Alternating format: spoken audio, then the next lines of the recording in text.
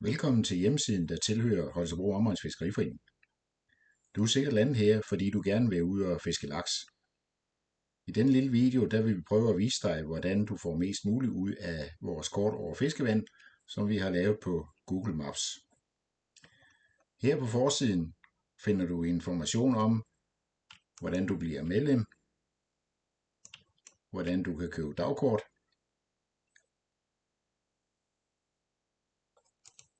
og så er det også vigtigt, at du sætter dig ind i de forskellige regler, der gælder. Dem finder du bedst under fanen fiskeriet. Vi går naturligvis ud fra, at du har husk at købe statens fisketegn. Ellers skal du gøre det her. Skal du have et stort kort, og det kan du købe her. En rigtig god idé er at sætte sig grundigt ind i fiskereglerne. Dem finder du under denne fane. Her bør du især være opmærksom på reglerne om modhageløse kroge, reglen om, at du kun må fiske med orm og ravn med duftstoffer, til du har fanget den første laks, og ikke mindst kvotereglerne. I løbet af sæsonen kan du på forsiden finde oplysninger om kvoterne, men nu vil vi koncentrere os om fiskevandet. Derfor finder vi kortene her. På denne side får du et generelt overblik over, hvor foreningen har fiskevand. De farvede markeringer viser de forskellige zoner, så du kan se, hvor de ligger. Hvis vi gør kortet større, så kan du se, de forskellige zoner dækker forskellige områder. Midt på vores kort findes et informationsikon, hvor du kan se oplysninger om det kort, som du har åbnet. Hvis vi gerne vil fiske i zone 3, så finder vi den gule markering og klikker på den for at få adgang til de detaljer, der gælder for den zone. Det betyder, at du får her et link, som du kan klikke på, og så åbner zone 3. På dette kort kan du se alle de forskellige markeringer. Lad os zoome lidt ind.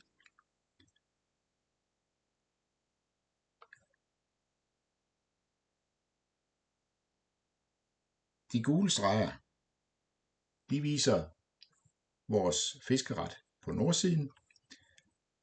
De orange streger viser vores fiskeret på sydsiden. Og så vil der være enkelte strækninger med sort markering. Den markering viser, at det kun er medlemmer, der må fiske de pågældende steder. Der findes grønne markeringer, og det er adgangsvejene til vores parkeringspladser. Der findes også på kortene nogle tynde lyseblå streger. Det er streger, der viser adgangsvejen per gåben fra parkeringspladsen og ned til åen.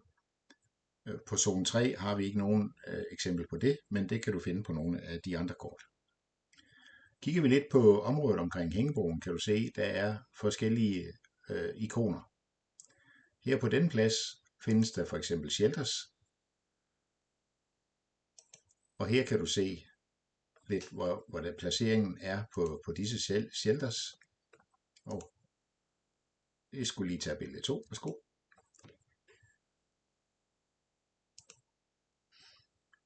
På pladsen findes også et multoilet, og der findes et madpakkehus, hvor man kan sidde og nyde sin mad, når man lige har en pause i fiskeriet. På den plads er der også en bro. Her markeres vores hængebro, som går tværs over åen, så man kan gå fra den ene bredde til den anden. Der findes andre markeringer for broer. Blandt andet findes der en her.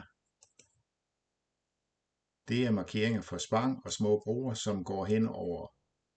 Den her går hen over Ørbæk, så du kan komme tørskoet over og fiske videre herunder med. Forskellige steder i åen eller ved siden af åen, der kan du finde sådan nogle symboler på seværdigheder. Det er navnene på de pladser, som fiskere igennem generationer har brugt for at beskrive, hvor de er.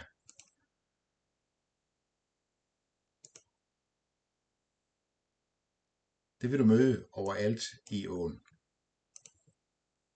Hvis vi kigger på parkeringsskiltet, så vil du se, at på alle vores parkeringspladser, der findes en kørevejledning og GPS-koordinater, så du nemt kan finde ud af, hvor du må sætte din bil, inden du skal fiske. I hver ende af vores fiskestrækninger, der findes der et skilt, markeret med en rød prik, og også ofte et billede af skiltet. På den måde kan du se, hertil må du fiske, og ikke længere.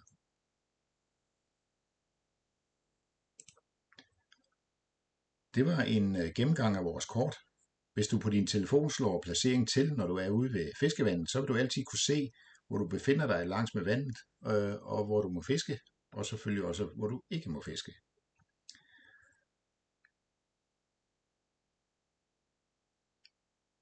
Så ønsker vi dig en god fornøjelse med vores fiskekort og vores fiskeri.